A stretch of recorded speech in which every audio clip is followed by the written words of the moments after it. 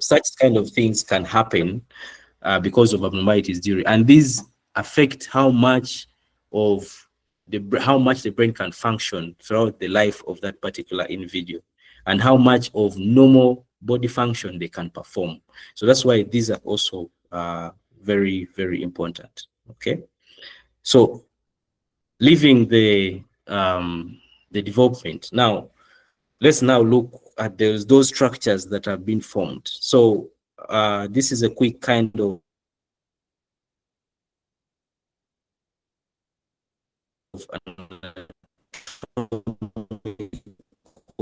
view so that you can be able to see where the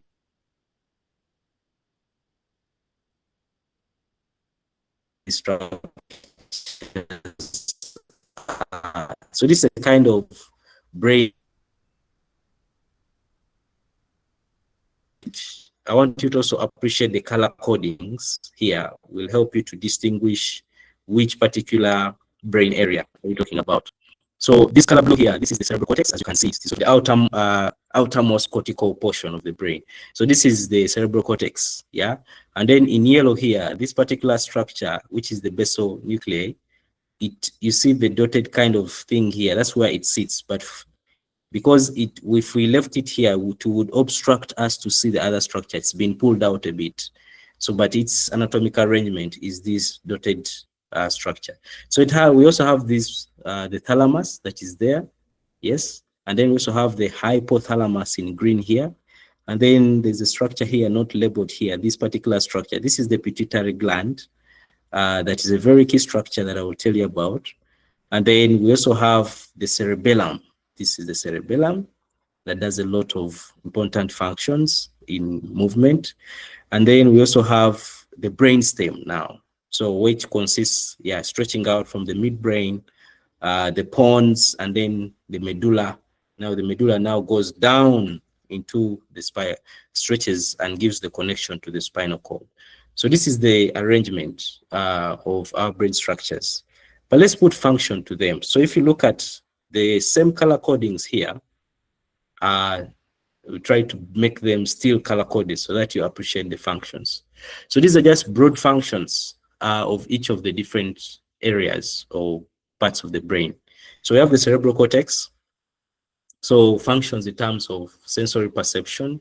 So how we can appreciate or understand or get aware of different sensory stimuli in the environment. Voluntary control of movement. I've talked a bit about these things to do with language, personality traits. How comes that I'm able to talk and then you're able to hear and understand what you've heard?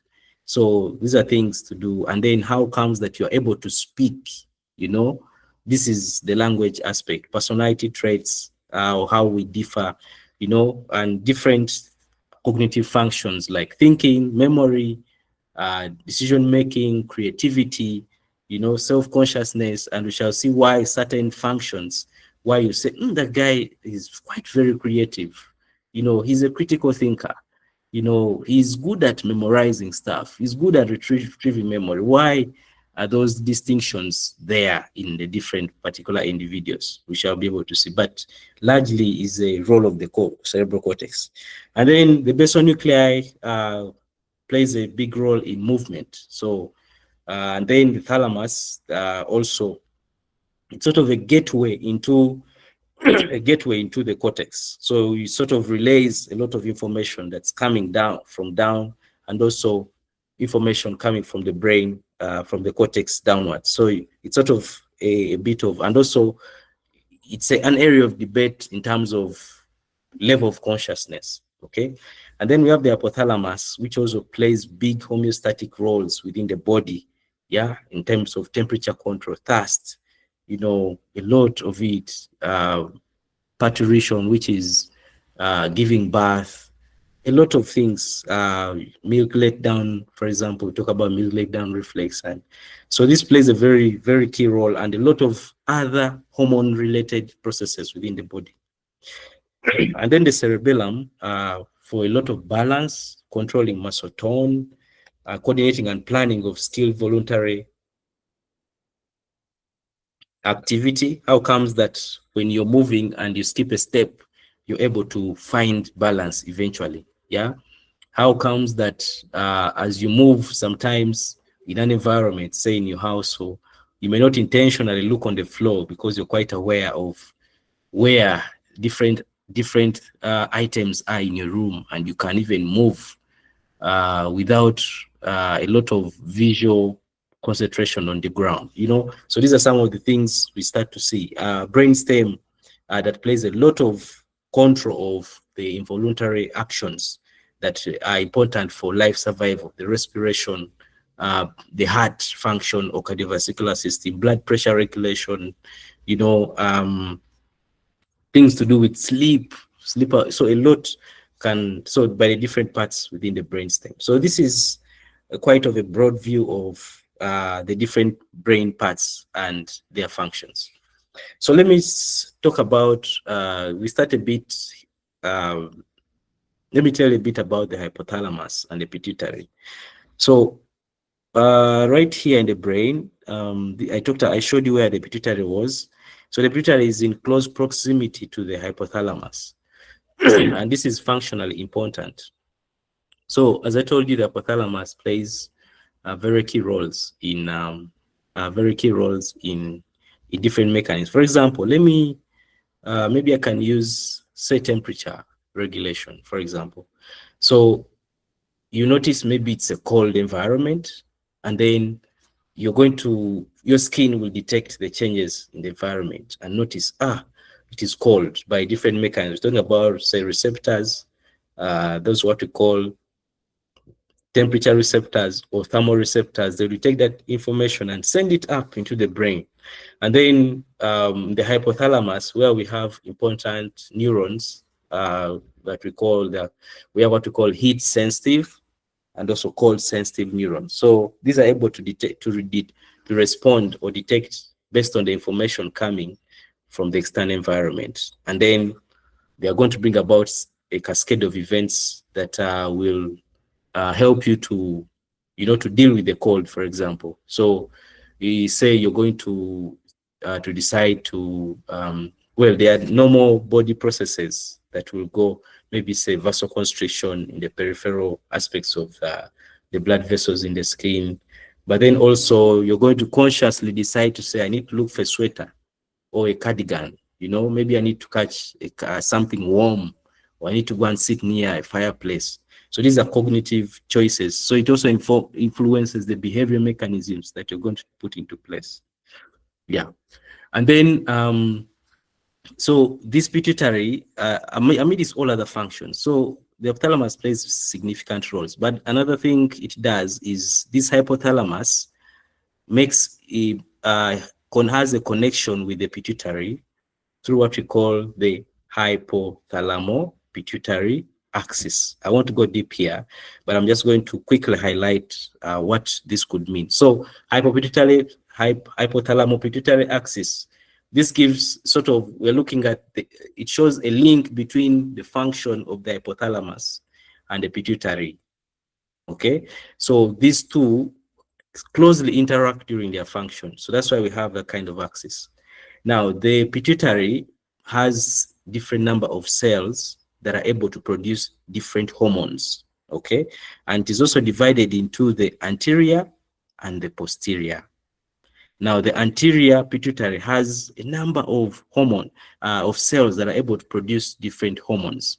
And that is why we start to think about hormones controlling reproductive processes. For example, luteinizing hormone, maybe you've heard of it, follicle stimulating hormone, yeah, hormones controlling function of the thyroid gland, that is, say, influencing thyroid gland to either produce a particular hormone, yes, it may be thyroid hormone, so it produces certain hormones. We also have, it's able to produce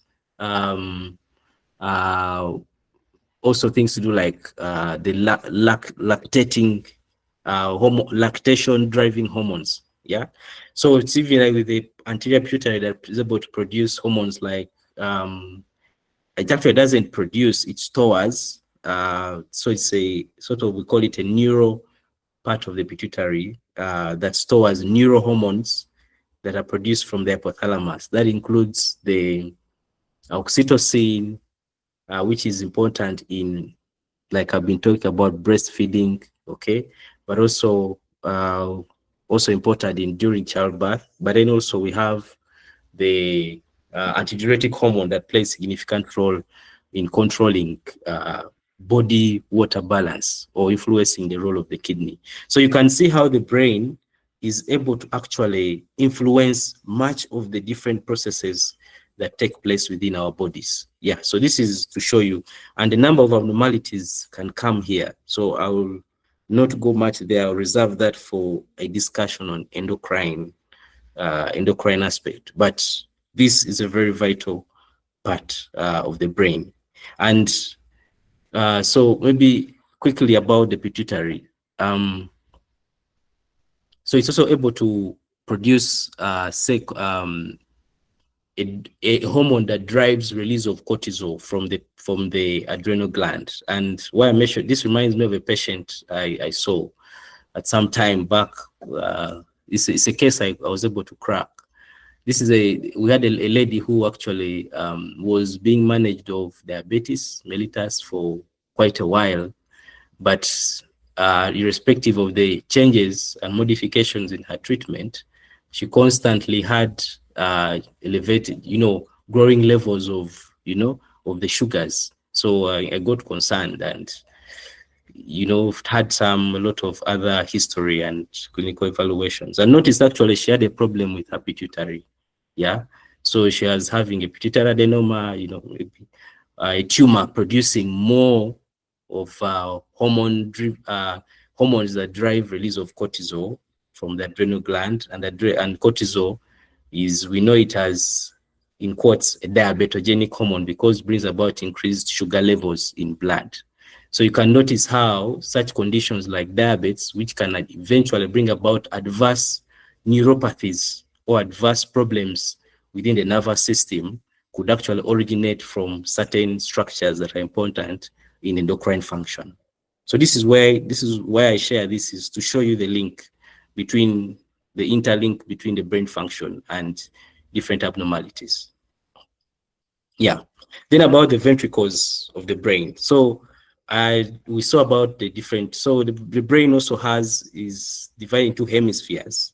So if you can see the hemispheres, so we have, this is the right hemisphere and this is the left hemisphere. And then, so in each of them, you're able to see these different structures, which are structures in blue. So these blue structures here are what we call the ventricles. So we have one that is in the right and the left. So right and left, those are lateral ventricles. And then we have the third ventricle, okay? And then the fourth ventricle. And then they have important connections there. That is, you'll be seeing, maybe you've met or you're yet to see, like the aqueduct, cerebral aqueduct of, and they have a number of kind of sinuses, or sulci, or small pores that bring about, play significant roles in the connection and all that. But not to go so far. So these important vesicles, they contain a fluid which we call cerebrospinal fluid. This is an important fluid that bathes cells within the central nervous system and plays significant role within the brain and even down into the spinal cord to, replenish and play significant roles. Now, it is CSF, or cerebrospinal fluid, is produced by the walls of there are certain structures called the choroid that are found around these ventricles. And so these have special cells, which are called ependymal cells, which I'll be telling you later, which are responsible for producing CSF. Now, why is this important? One is clinically, we can have, in case, remember, these are sort of tubular connections with fluid. So in case you get an obstruction anywhere, yes, which means you're going to block movement of fluid in one area, and then that means fluid is going to accumulate in another area. So say, for example, you have sort of sort of balloons, and you've connected them with sort of straws, and then you're trying to push in air, and then you lock the system. So you block one side, so then you continue to, you're producing more air and all that. So one side will swell compared to the side you have switched off its connection. So this kind of arrangement is what happens in still in these vesicles, in these ventricles. So if you block, then you start to cause problem. So now, as these areas that are blocked continue to swell, they start to damage the different structures of the brain. And then because of that, we start to get impairment in brain function and other parts of the body. And so that typical example is what we call hydrocephalus, is a condition that is characterized by accumulation of this fluid, which is the cerebrospinal fluid within the brain. And if you can see from this image, so if this is a normal brain, this is the ventricular system.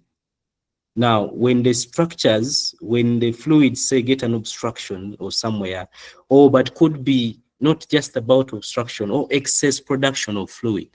So clinically, we start to go into different terminologies, terms of classification of hydrocephalus. But what you can see here is, you see the size of the ventricle starts to enlarge. As it's enlarging, remember the head or the cranium is a fixed size, okay? So as you tend to increase, you're trying to impact a lot of pressure. And this will depend as to if you are still very young, yes, so what we call congenital hydrocephalus. So because the brain bones, the cranium, they are not yet sort of well apposed, the sutures are not yet total apposed. So when such a phenomenon occurs, then the brain can expand. So we start to see cases of children with very big heads, yeah, a very enlarged head because of what? Because of accumulation of CSF. That is a typical congenital hydrocephalus. But also it could be acquired and could occur even people who are, a bit older from the young age, and this could succumb to a lot of pressure onto the brain. As you squeeze the structures, that can cause structures to die. So especially congenital, there is a lot of advances in treatment. Much of it is surgical, where you just, put sort of, we call them shunts. So you put sort of a small a hole from the enlarged, and then you get a drain out to drain that fluid out. Okay, so that's a bit of these changes can also bring about impairment in brain function. Now, we also have, so now with that in mind, let's look at the different parts of the cortex. Yeah, so let's expound. And so I like colors because in terms of structures, they help you to visualize, see, or visually distinguish which part and which part. So this is the frontal lobe. And then we have the parietal, occipital, and the temporal. Okay, so by function, the frontal lobe plays significant roles in terms of movement, in terms of behavior, in terms of problem solving, and speech. Okay, yeah, I told you I'm doing some work in speech. So in this, for example, in terms of speech, the frontal area has a special speech area, which is called the Broca's area. And then we also have another speech center within the temporal lobe, which is this yellow one, which is called the Wernicke's area.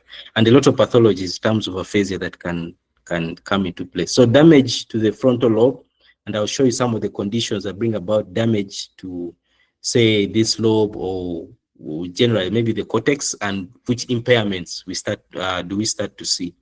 So in terms of function, frontal lobe plays a role: movement, behavior, problem solving, and speech. And then the temporal lobe, which is the one in yellow here, we have a role in language, memory, very key aspects, hearing, and motion. So the most close related could be hearing. As you can see, your ear is just, so where your ear is, that is around the temporal lobe. And then this is kind of purple, the parietal lobe has significant roles in intelligence, language, sensation, reasoning. The occipital lobe, times of sight. So we are able to see because of the occipital lobe, and also things to do with visual perception. Okay. So understanding things we see with our eyes, visual reception. Okay. There's a lot of things to do in terms of retinal function, and yeah, which I will not go into. And then the cerebellum that plays significant roles in balance and also muscle control. So as we discuss these different areas, we'll be laying a foundation for some of the upcoming discussions in the school. And you'll notice they'll be telling you how in terms of maybe discoveries, in terms of treatment, in terms of, things to do with brain-computer interface and the rest, how they're optimizing some of the known functions of the brain and how it works. And they're utilizing them to make significant developments to improve brain health. Okay. And then the brainstem, which I've already mentioned, breathing, swallowing, and cardiovascular, the cardiovascular system. Okay. Now, another bit of part of the brain that we need to appreciate is this hippocampus. Okay. So the hippocampus is also another important part of the brain. If you are to see kind of a yellow structure here, this is what we call the hippocampus. But you see, it is in close proximity and interrelation with some other structures in a sort of, can I say, light green color? Yeah, this kind of. So this is also these are the ones. This kind of light, blue or something, as I'll show you later, form the limbic system. But of interest here, this is the hippocampus. Now, the hippocampus is a key structure in our bodies, especially in the brain, and plays significant, and I'm sure right now, as you're following, you're actually utilizing your hippocampus. Yeah. So it's important in the concept of memory. Yeah. So in terms of making, when we start talk about short versus long-term memory, we start to have discussions on learning and also spatial memory. Yeah. So these discussions start to come into place as the important roles of the hippocampus. Okay. Yes. So to underscore, I'll talk more about this particular hippocampus at a later, and its function and clinical correlates. Okay, especially in terms of memory. And then the limbic system also plays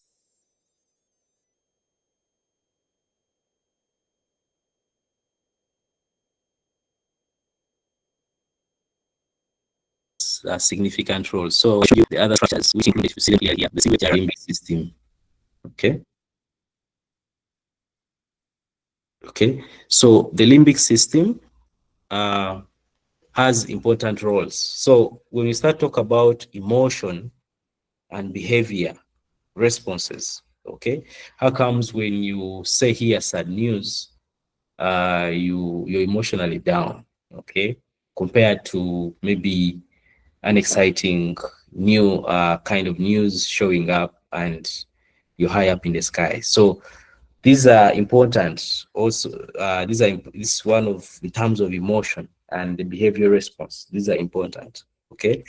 The limbic system, and then also other modes of survival in terms of feeding. There's a lot of emotion attached to feeding, for example. Yeah. In terms of what do I feel like eating, what don't I want, in terms of reproduction, in terms of, this is especially in terms around sexual arousal and sexual physiology. So this also plays a very significant role. Yeah. And so that is the big role of the of the limbic system, okay, in terms of emotion and behavior. Okay. Now, let me quickly recap a bit. So we looked at the central nervous system. We said consists of the central nervous system. The nervous system consists of the central and the peripheral nervous system. the central nervous system that is made of the brain and the spinal cord.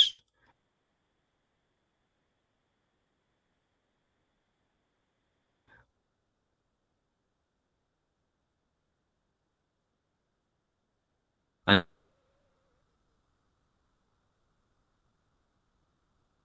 then the peripheral nervous system that is composed of the different effect areas of the body. Yeah, and this central nervous system and then it interprets and sends back information to different effector cells that could be from the somatic wing or from the autonomic nervous system. Okay, and then it's also important to remember the different parts of the brain, especially in terms of the cortex. We looked at, or we looked at maybe the development areas, how the different parts of the brain are formed from the neural tube. And then we went ahead to look at the different parts of the brain and their functions in a broad view. And we're narrowing down to look at different parts of the brain and how they function and possible, how when things go wrong, how this could be clinically important. Yeah. So that's what we'll be looking at. And we looked at the role of the ventricles. We looked at the role of the pituitary, the role of the hypothalamus in really not extensively, but at least at an introduction level, you can have a glimpse into what the hypothalamus does, what the pituitary does. And then we are going down to look at particular aspects of the cortex that play different functions.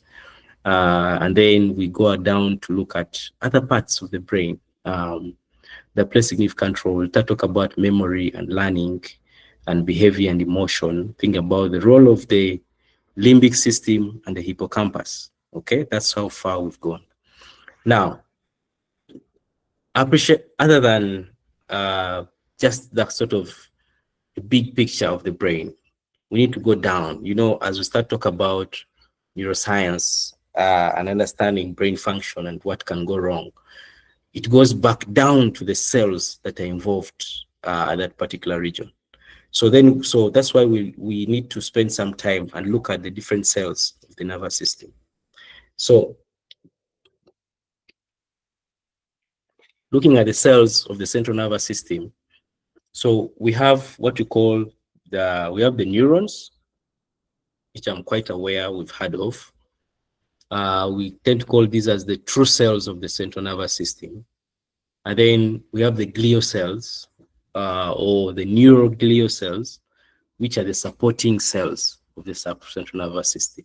Okay, and these all are widely populated within the brain or within the central nervous system. And importantly, important distinctions: the neuroglial cells, one, they are non-excitable, okay, but they have a lot of structural and functional interactions with the neurons. Okay, so if I'm to try to show you from this image, maybe I'll have a better image. This in yellow, kind of with a blue kind and yellow structure here. These are neurons, and they have sort of, you see the connections. These are glial cells, like we see an oligodendrous, and then the astrocyte in green here, yeah, and the microglia. So these are other supportive cells that support function of the nervous system. So of the central nervous system. So this is a better picture maybe to see very well. So we have the neurons. Okay, so the neurons here, which is the cell body of the neuron, as I'll be telling you more. So this neuron, you see, it's able to interact with other neurons. We don't see clear interaction areas, but we have supporting cells like the oligodendrocyte here. Now the function, well, I'll tell you more. So we have the oligodendrocyte here, and then we also have the astrocytes here, these in red, and then we can see sort of these yellow tubular-like cells, which are sort of tuboidal cells, which are ependymal cells, and these are the ones you see where the space contained is CSF. These are the ones that are lining those ventricular structures. Yeah, and then also you can see in blue here, this is the microglia. Okay, so in terms of function, astrocytes, which are, they, like you've seen them in the image, they offer a lot of support for these neurons. Okay, and also they induce formation of the blood-brain barrier, which is an important part of the brain. Forms, helps to transfer nutrients. But then also importantly, also in terms of neurotransmitters, I shall be seeing at a later, he involves in taking up and degrading these neurotransmitters, but also taking up excess potassium ion to help maintain the proper extracellular fluid ion concentration and the neuronal excitability. I'm going to spend some time on this, and also enhancing synaptic formation and synaptic function replenishment. But also the oligodendrocytes produce a myelin sheath. Okay, this is an important lipid like uh, substances around neurons, so formed within the central nervous system. So I'll be showing you a maybe better image later. So oligodendrocytes form myelin sheath within the central nervous system, but then there are sister counterparts that produce myelin sheath in the peripheral nervous system is what we call the Schwann cells. Yeah, and then we also have the microglia that play sort of immune roles in terms of defense, playing roles like phagocytosis and also uh, different nerve growth factor roles in terms of proliferation and the rest. And then we have the ependymal cells, which I've talked about, that play significant roles in CSF production. Okay. Now, let's spend some time talk about the neuron as the first, one of the foundational cells of the central nervous system. Now, if you are to look at, let's look at first the different parts of the central nerve of the neuron.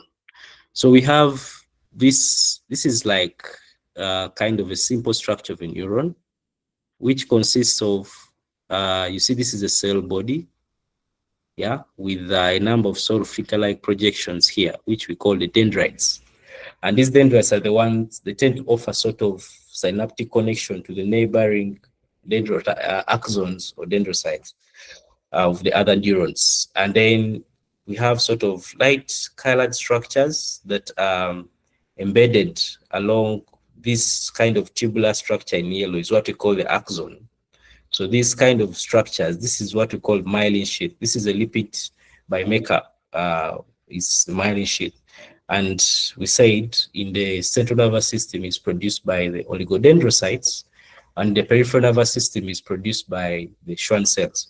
Now, this axon terminates, okay, we shall be looking at, this is the axon terminal, and I'll tell you more in a microscopic view to see how how this actually functions. So what we need to appreciate here is connection between, say, information that's supposed to come is shunted, maybe moved from, from the cell body across the axon to the terminal end. And that has to either move to an effector cell, maybe a muscle, or to another neuron, okay, through a synaptic connection. They didn't be here. So we can, in terms of structural arrangement of these neurons within our CNS, you notice that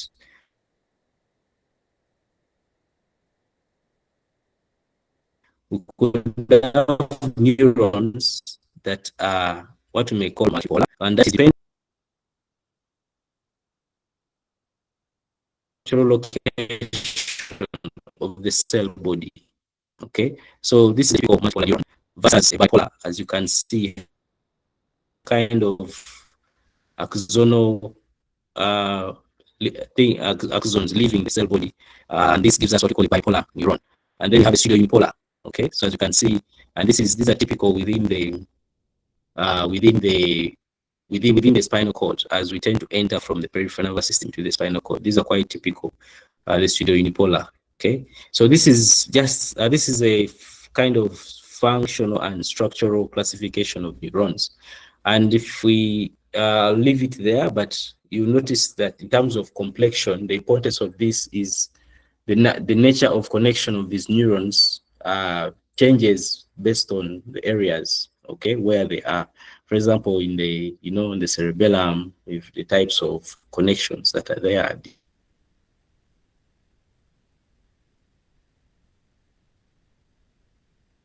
If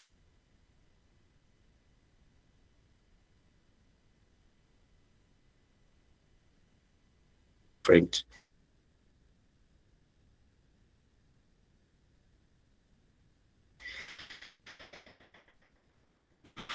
elsewhere.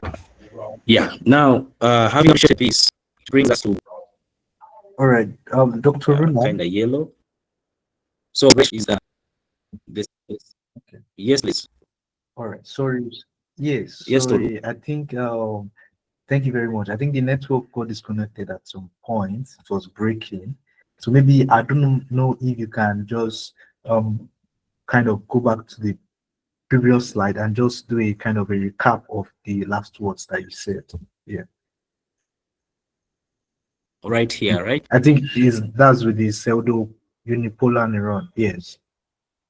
Yes. Ah, okay. Thank you. Thank you for that. Yeah, thank you for the. Yeah, you keep, in case I get lost or something, we are almost many miles away from each other. But in case that happens, I'm grateful that you're able to tell me. I have no problem repeating. So I was saying that the the divisions here in terms of multipolar, bipolar, or pseudo-unipolar are more structural, okay, kind of divisions, but they're also important in terms of the where they are found within the brain or within the central nervous system. So like I was saying, you find more complex kind of within the brain, maybe like in the cerebellum or basal ganglia. And then you find the typical pseudo-unipolar, maybe around the spinal cord, especially as we're entering the spinal cord from the peripheral. So this is just, and the division is about the location of the cell body. Okay. So how many kind of connections or things or streaming out from the cell body. So here we see two, okay, from this side and this side. That's why it's bipolar, versus here where there are many multipolar, and then pseudo-unipolar, as you can see, only one kind of connection. Yeah. So this is it. And then I was saying that other than this division, this kind of structural division, there is this functional division, which is quite important for us to appreciate. So I was saying we need to appreciate still through the color codings. If you look at this kind of reddish like color versus this orange color, I mean kind of yellow, it's a yellow color in this case. So this is for the central nervous system versus this, which is the peripheral nervous system.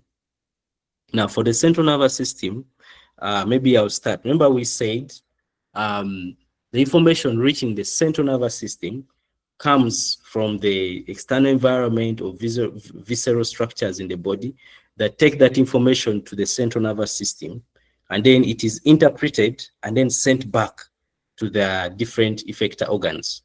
So this is the kind of arrangement that we need to appreciate, because this will show you the connection between external environment and your brain, and then how you're able to get back to interact with the external environment based on the different commands that your brain gives you, okay, or that you instill to or decide to do.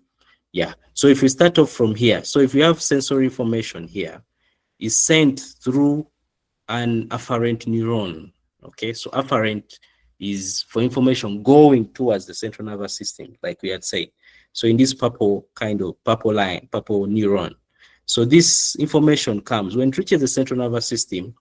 It then, if you see sort of terminal axon terminals, then they're going to interact through what we call synaptic connections at dendritic endings of the other neurons. So there are small neurons there which are called interneurons, or some will call them relay neurons. So sort of connecting neurons within the brain that will tend to link information from outside, from the external from this incoming stimulus from the afferent neurons to the efferent neurons in green here. So that information is taken in, interpreted, and then sent back through the green line here, this green neuron, which is the efferent neuron, and then brings about different information outside, different actions that you need to do. So just like I was telling you about, maybe you've seen an animal or something that you need to do away with, or maybe just to pick a pen, you've seen the pen,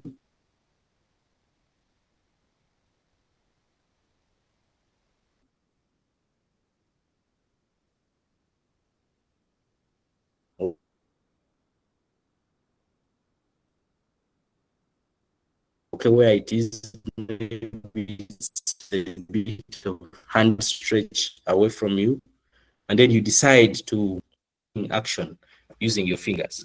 So that is the kind of cascade that I want you to appreciate. Are we together? Okay, I want you to appreciate as we discuss. Okay, I'll try to make them a bit more uh, kind of simple for us to appreciate, to learn. That's why I have tried to do a lot of imagery to help people appreciate what we are talking about. Now, the question is going to be, what kind of information is actually moving through these neurons? We'll be talking about information, stimuli, and the rest.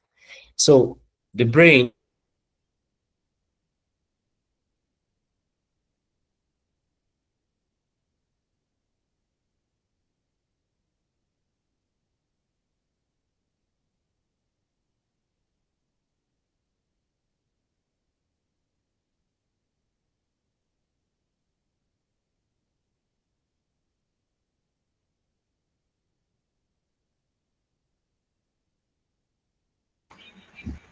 Okay. Let's exercise a little generally within patience. the central nervous system, the mechanism, okay, of what we transmit, the nature of it. Now you see how a bit of foundational physics is coming into our understanding. Okay. Tolu, are you able to hear me? Kindly Sir, confirm you can sir, hear me. sorry. We couldn't hear you. Can you repeat, please? Okay, can I can repeat this slide, right? Yeah, the slide, but because Oh, we couldn't hear you, and we actually um, text you in the discussion box. okay. All right, thank you. Yeah, so please, Tolu, kindly help me follow through in case anything comes up, especially in terms of connection or me to repeat in the comment section. You kindly let me know, or in case you lose me. Yeah, All I right. will repeat that quick. Yeah, so just keep me updated. I have no trouble. And then also, like I had said, the way I shared, I'm unable to move the slides when I'm on the Google Meet platform.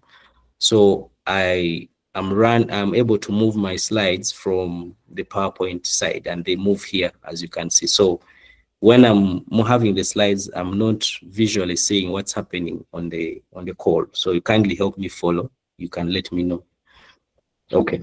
So let me repeat this. So I was saying here, this is in terms of color coding. This is a functional classification of neurons, and this in terms of yellow, this is the peripheral nervous system, and then the red, this is the central nervous system.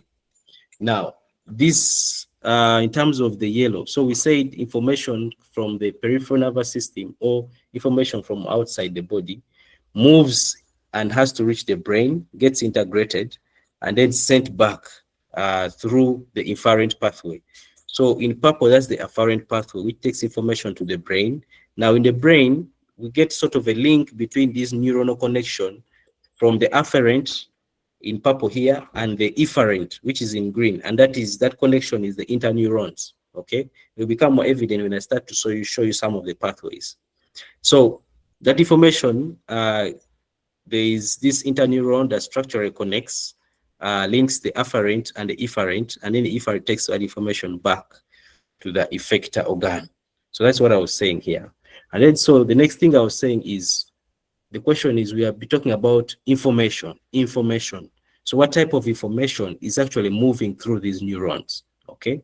And that's what brings us to a discussion of what we call the impulse. Okay. So in simple terms, information tends to move in the body in terms of, we can call it current or mode of electricity. Okay.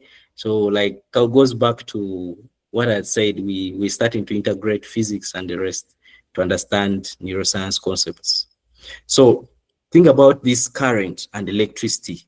So in which is the mode in which this information is actually moving. So if I touch, for example, I touch a hot pan, okay? So that quick switch between touching the hot pan and me removing my hand from the hot pan, that kind of reflex action is quite important. How does it happen? So it involves a lot of current, a move of current to and fro, okay, to from the initial stimulus when you touched, yes, run to say the spinal cord, and then back to your muscles, that is the biceps, the muscles of the hand, to cause you to withdraw. So the muscles contract, say the bicep, to, so that you can withdraw your hand from the hot object. So this kind of what, and then for example, what is enabling you to see, for example, the slides. Okay, I'm telling you a few things here. Then I tell you the color coding here. What is enabling you to see that color? What is enabling you to see this particular structure? You know, so we have a lot of this information from environment to and back and forth, has a lot to do with the impulse movement or current. So that brings us to this discussion. So the discussion on so the brain has, in these neurons, we tend to move a lot of electrical kind of information or impulses. Now, how is this, how did we appreciate this? So through a number of experiments over science in developments, even before I was born, they were able to, they noticed that we can actually record current so that we can deduce or we can understand the nature of activity that is happening in the brain. Okay, so if you look at this image here, so this is sort of, this is a voltmeter where you put different electrodes onto, this is our neuron, and then you're able to, it's able to record a voltage reading. You can see like here, it reads about negative 70 millivolts. So this electrical reading, we can understand it even graphically. So experimentally, we can actually record in terms of a graphical representation of these electrical changes, okay? And that is why we end up with certain kind of picture recordings, like you can see here, terms we are going to start talking about, for example, the action potential, okay? So this is how we are introducing term by term. Now, maybe you've heard that, you had things like the ECG, which is the electrocardiogram, which records the electric activity in the heart. You've heard of, now here we're talking about the brain. We're talking about the EEG, for example, the which is the electroencephalogram. Okay, so if I want you to look at this small guy here. They sort of put a number of electrodes on his head. So don't me though, if you had an opportunity, maybe later, to see how EEG is performed. So you're able to put different electrodes, and from your physics, electrodes are sort of nodes that are able to pick current. You understand? So these electrodes are put all over the brain, and then we do record. You can do a number of stimulations. Maybe tell a person to close their eyes and open them, yeah, and then you notice, you record electrical changes, or in this case, your own activity in the brain, to see which part of the brain is actually active when, say, I close my eyes. Okay, so that is, so you can stimulate a number, or we can appreciate. So EEG is one particular kind of, can I say, test or a procedure that can be done to appreciate the electrical changes in the brain. Okay, and I think someone will tell you more about this. I'm just going to quickly highlight. So if you look at this brain here, so we can put a number of electrodes, okay, and we can record. So the procedures are different. You can have those that are invasive and those that are non-invasive, where you just put things on the head, but then the others that are invasive, okay, that you need to go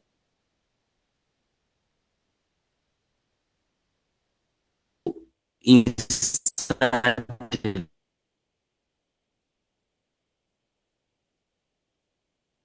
electrodes Sir, excuse me, sir. down into the skull, Your sound okay, is breaking. and some of these yeah, breaking, is that what you say? Excuse me, I just mean that. Can you repeat, because I think that your connection is breaking. Okay, thank you, Ibrahim. Let me repeat that. So I was saying,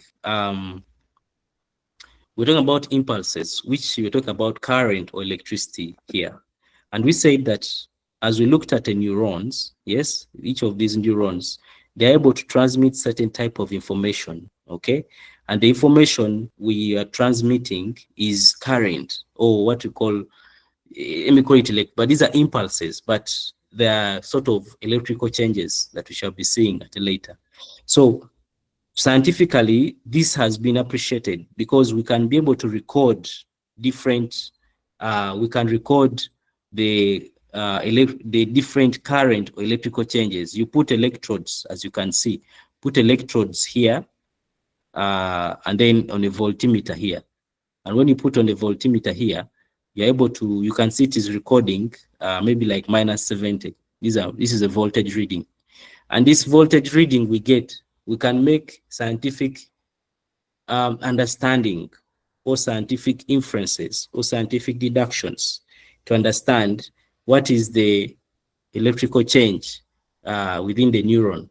What is the kind of activity that is happening in the neuron? Okay, and so we appreciate this through, we can actually, other than these figures, we can produce graphical recordings, and those graphical Hello, sir. recordings Sorry for help the us. interruption. Hello, Yes, sir. please. Yes, Asma. Sorry for the interruption. Is there a specific Yes, please. place where you can place the electrons on the head? Okay. Yeah. Okay. I'll respond to that. So Okay, sir. it depends on, yeah, thank you. So it depends on what you are interested in doing. For example, are you interested in looking at the occipital cortex, for example? Are you interested in looking at the frontal cortex? Whatever you're interested in, you can be able to record current electrical. That's why I was mentioning, or I'm here to tell you about the different methods that you can use to record. Okay, so just for example, the EEG sort of helps to map a number of electrodes on your head. Okay, and these electrodes can pick different, they've already been designed and they can map different aspects of the brain, and they can give you current or electrical recording from the different parts of the brain, like you see this gentleman here. So but I say that depending on the area of interest, these methods can be invasive or non-invasive. So non-invasive, typically I can see the EEG, but there are invasive methods that we can use where you're going to go, you open the skull and you put the electrode particularly on that particular brain area that you're interested in. And then you can do the stimulations and record the electrical changes.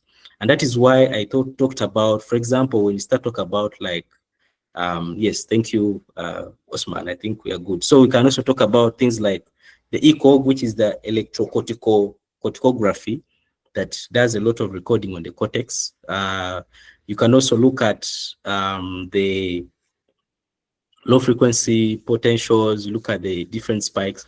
So, but what I want you to appreciate is you can see in each of these in this black, I hope my cursor is, so you can see these different black recordings for each, these changes, these kind of graphical changes, those are electrical changes that we see, and we can use them to understand brain function or what we call neuronal activity. Okay. For example, if I put that electrode, say I was talking about vision, I put that electrode at the visual cortex, which is found at the back of your head, the posterior. And then I stimulate, I give you to look at different, say, stimuli. Maybe say, close your eye, open the eye. Or maybe, then you're able to, as you close and open the eyes, we are able to see the different electrical changes within the occipital region or within your occipital cortex. And then we're able to know this is the particular part of the cortex that is responding. Okay, and this has been done. Most invasive methods are being utilized for in animal models. Okay, like the mouse and the rat. There's one important data set that we introduced to at some point, and they were looking at, they're doing electrical recordings from the visual cortex of the mouse, and they're looking at, pupillary changes. They're looking at a number of things. So these can help you to appreciate the what? To appreciate these changes. Okay. Yes, Tolu, someone is asking for a break. Kindly guide us on that, or before I continue, or I can continue and you let me know. All right, Dr. Ronald, I think we still have about a couple of slides left. So, hello Yes. everyone. Yeah, hello everyone. What will happen is we are going to complete this session, right? Then we have the question and answer. So we are hoping that we're going to round up before 10. Yeah. So Mhm. there might not be a need for a break. We just want to ensure that, because if we actually give a break now, people might actually go and not eventually come back. Yeah. So Yeah, yeah, let's exercise some patience and round up the session. Hopefully by yes. tomorrow we'll plan Okay, out sir. in between. Yes. So please let's just exercise some patience. I believe we are all learning. Even me, I'm learning some amazing stuff here. So let's engage the session. Then we'll have a question and answer. And we hope that before 10 p.m. we are going to round up. Yes. Yeah. Yeah. Thank you. Okay. Thank you so much, Tolu. Yeah, Yes. No problem. Thank you. yes, that's okay. So I can continue. So that's what I was talking about, these electrical changes. So by these different methods, we are able to do electrical recording within the neurons. Remember, we said the neurons, this is the basic structure and function unit of the central nervous system. So we are able to appreciate function of the different parts of the central nervous system by looking at the activity of the different neurons. Okay. And how do we understand the activity of the neurons?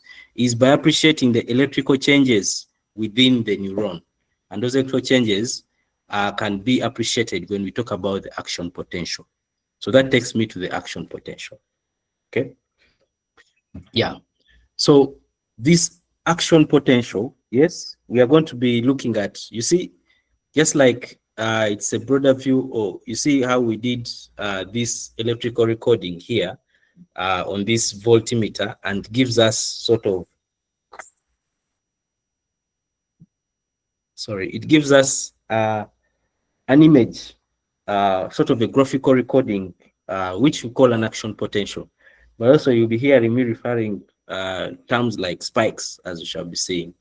Now, the action potential, yes, these are changes that we tend to observe within the membrane. Okay, remember, like the image I showed you, when we are recording, you're going to put the electrode in the neurons, and these neurons have a membrane. So we're going to start recording the electrical changes within the membrane of this neuron. And these electrical changes in the membrane of this neuron can help us deduce what type of activity is going on in the what? In the neuron. Okay.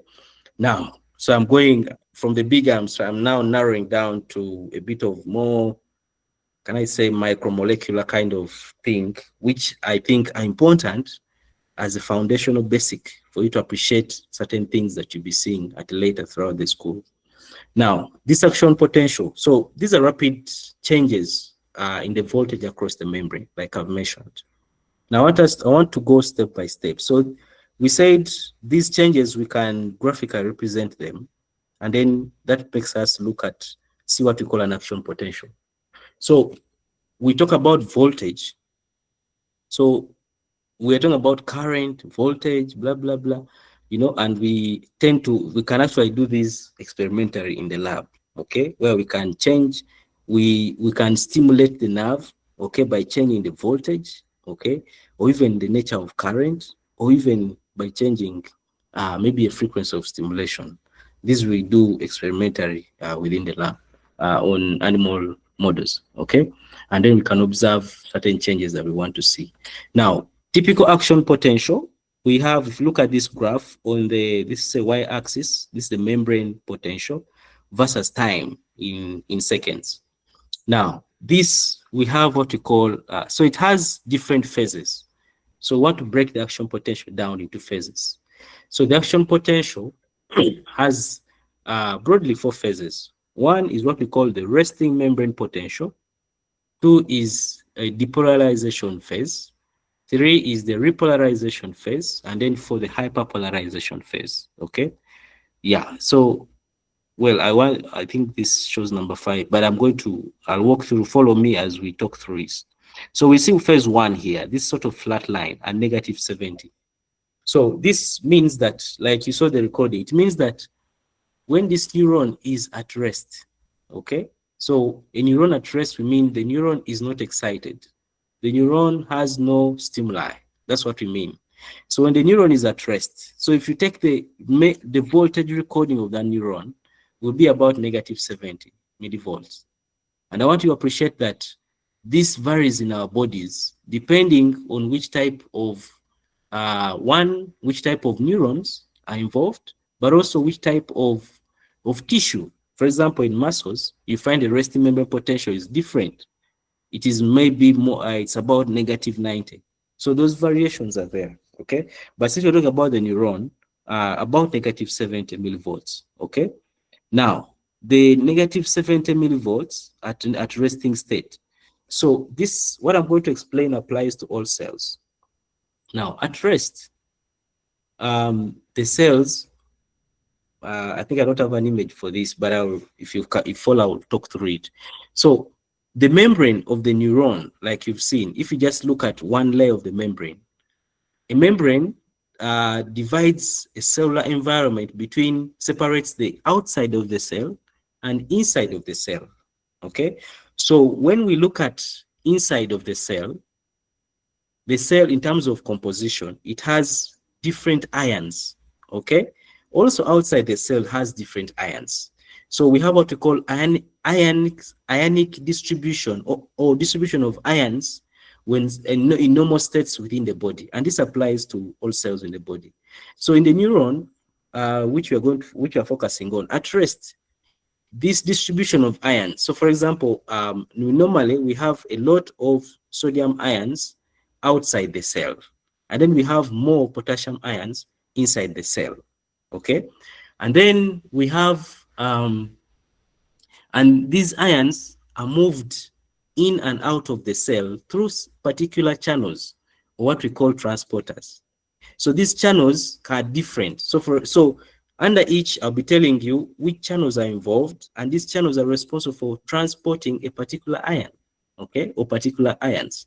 So at rest, the channels that play significant role to ensure that the resting membrane potential is about negative 70. One, we have the sodium-potassium pump, okay? I think, okay, this makes more sense, okay? So we have, I'll be going back and forth to the images. So we have the sodium-potassium pump, okay? And then by function, the sodium-potassium pump pumps 3 sodium out and 2 potassium inside.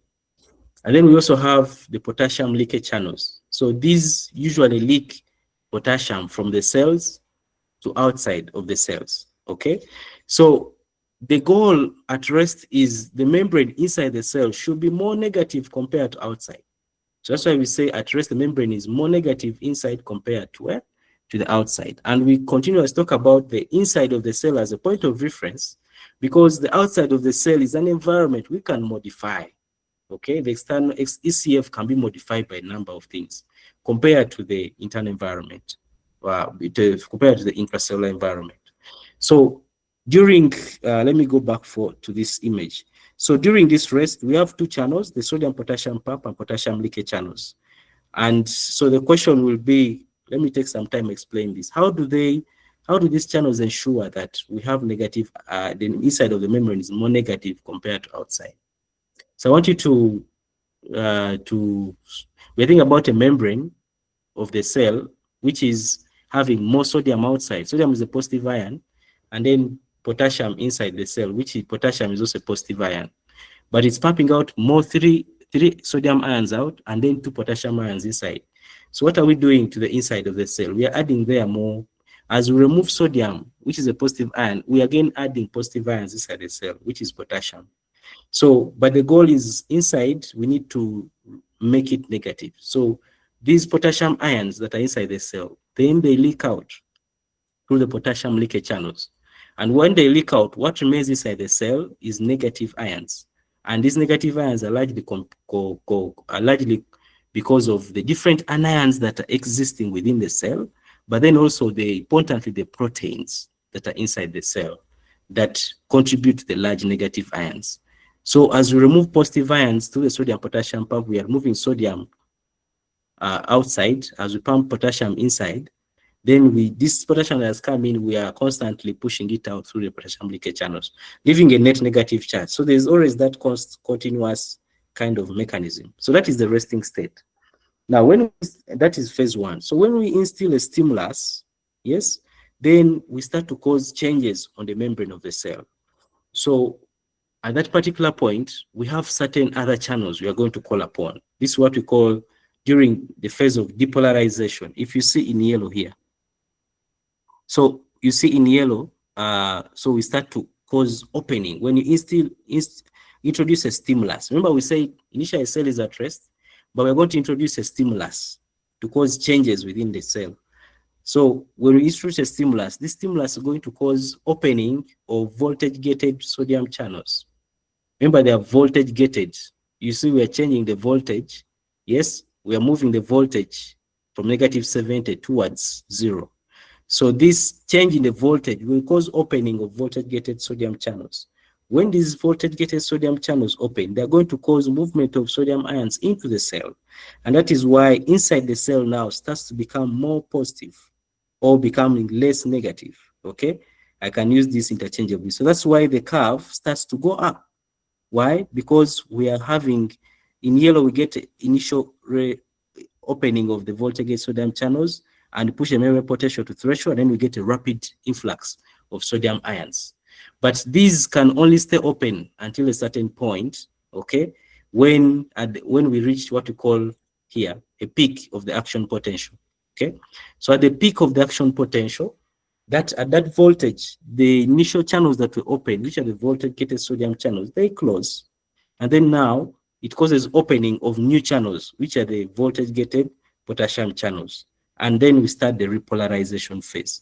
So here, because of these voltage-gated potassium channels, the positive ions inside the cell start to leave, that is potassium, and that drops the membrane from positivity towards negativity. Yeah, but sometimes the voltage-gated potassium channels tend to stay open longer, which means you get more and more ions, positive ions, leaving inside of the cell. So the cell becomes more negative than expected. So that is what we call that phase of hyperpolarization. And eventually, mechanisms, because of the role of the sodium potassium pump and potassium leakage channels, the membrane is restored back to rest and is waiting for the next stimulus. So this is how, at a bit of nitty-gritty, how actually these electrical changes are happening. So this is the action potential. And like you see here, so when you start to see these spikes, yes, we start to appreciate and say, okay, do we see a spike? And so the spikes will refer to the action potentials. So we start to make meaning through into these electrical changes. Okay. Now, having appreciated that electrical change, these neurons, remember we said by structure, the neurons have myelin sheath. You see from these sort of round-like structures. Remember I said from the central nervous system, they are produced by oligodendrocytes, from the peripheral by the Schwann cells. Now, as you can see, maybe referring to a kangaroo movement, yeah? At least maybe we may be familiar with a kangaroo. A kangaroo hops from one place to another. So sort of does a jumping kind of mechanism. So the tendency of this action, of the action potential as it moves through the neuron to jump from these small spaces, we call them nodes of Ranvier, yeah? Those small nodes of Ranvier, yes? So why it jumps from one side to another is because of these particular nodes of Ranvier have the voltage-gated sodium and potassium channels that we've seen are involved in action potential generation, okay? So these start to move the action. So that's why the impulse, you see this kind of jumping fashion, moves from one node of Ranvier to another, to another, to another, compared to another mode of impulse conduction. So this is for axons that are myelinated, and then there are axons that are unmyelinated. Now you can see the difference. So why these are important is about how fast can the impulse be transmitted. So in myelinated as you can see from the lower image here, which myelination, this kind of jumping, or what I've called like a kangaroo-like movement of the impulse, is what we call the saltatory conduction, versus the unmyelinated, which is called the contiguous or continuous form of movement. So in the continuous, you notice you have to depolarize every bit step by step of the neuronal membrane. And so this makes the impulse transmission much slower compared to the saltatory conduction. Okay. Yeah. Now, we've appreciated that actually impulses, which are typical electrical changes, are moving through the what? Are moving through the impulse, through the neuron. Okay. Now, other than from the, this is the neuron, from the cell body to the axon terminal, it's just not about the impulse alone. We also have certain other structures. You understand cells do a lot of cellular production or processes. So they produce a lot of, say, neurotransmitters and different proteins that are packaged in terms of vesicles. If you see these small kind of ball-like structures, and they are moved from the cell body to the terminal end. I'll be showing you why they need to move there. And because of this movement, so if you move from the cell body to the axon terminal, is what we call the anterograde mode of transport. So forward transport, that's anterograde stroke forward. And a particular protein involved here is this kinesin protein, okay? Versus movement, molecules can also, after molecules are moved here, say neurotransmitters, and they have worked, and they need to be taken back from the axon terminal to the cell body for resynthesis. Now, that backward movement is retrograde transport, which is played by this particular protein, which is called the dynein protein, okay? Later, I'll be telling you how these are important proteins. There's a lot of studies going around them, but they're implicated in some of the neurological or neurodegenerative or neurological related conditions, okay? Now, these, we said, the neuron is moving impulses, yes, together with other substances, like in terms of vesicles and neurotransmitters, to another, they need to send an information to another neuron, okay, or to effector cells. So now, through what we call synaptic connections. So these CNS synapses include, we can categorize them into two types. One is what we call a chemical synapse, and then the other is what we call an electrical synapse. So chemical synapses, which are quite very common, these link, these involve the information moved is from one synapse to another, from one terminal end of the axon to another, is through chemicals like neurotransmitters, which I will talk about. And that is a typical, as we shall see, versus electrical synapses that are purely transmitting ions across through special structures called these small kind of pores. These are called gap junctions, and they allow movement of ions. And the main difference between these two, chemical and electrical, is the chemical does a unidirectional or one direction movement of the impulse, versus the electrical that can do a bidirectional movement of the impulse, okay? So this is a bit crowded, but I put it because I'll share the PowerPoint, and this will be helpful for one or two people to follow through this particular mechanism. But I'll quickly highlight. So when the impulse comes, so this is the synaptic ending. So when the impulse comes, yes, this is when the cell is at rest, the terminal ending is at rest. So at rest, it has different vesicles within, which are, these are called the vesicles that are containing different molecules, especially neurotransmitters, okay, that are being moved from the cell body to the axon terminal by anterograde transport, like we've seen. So these synaptic vesicles that are present in here. Now, when the impulse here in the activated state, you see sort of fire-like presentation here on the red arrows. When the impulse arrives, is that going to cause about changes at these, so this is a because this is this kind of space or the connection is what we call a synapse. So what is above is a presynaptic knob, and what is below is a postsynaptic knob. Okay. So now this in here, when the impulse arrives, it brings about membrane change. Remember, we're talking about membrane changes, like I told you. So it's going to bring about change in electrical potential of the membrane, and that electrical potential of the membrane is going to cause opening of voltage-gated calcium channels. So when those calcium channels open, you can see from here, we start to see some slight blue dots. Calcium starts to enter into the cell. And one important thing about calcium is a very powerful ion that regulates a lot of cellular metabolism and function.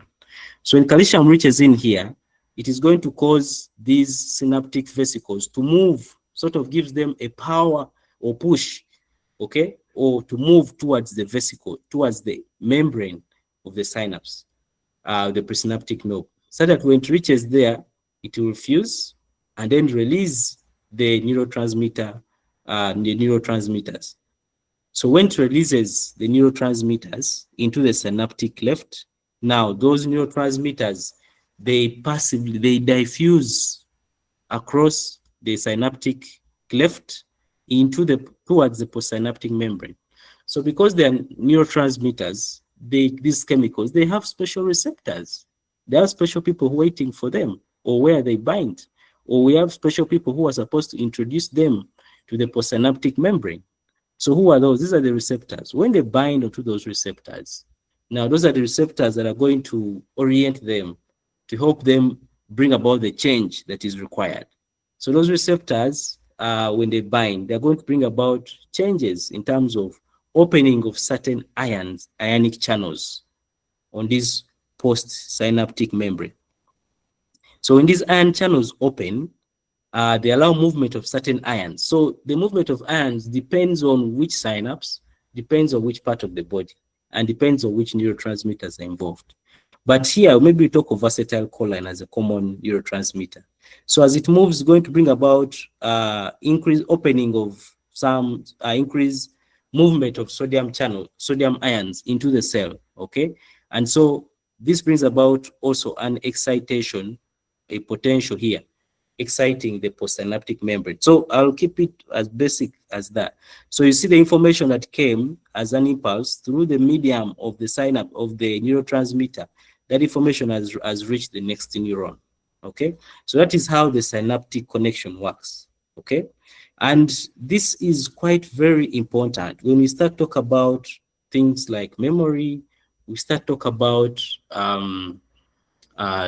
implicated in drugs and treatment, the synapse, and also the synapse is implicated in particular in the pathogenesis of different neurological and neurodegenerative diseases.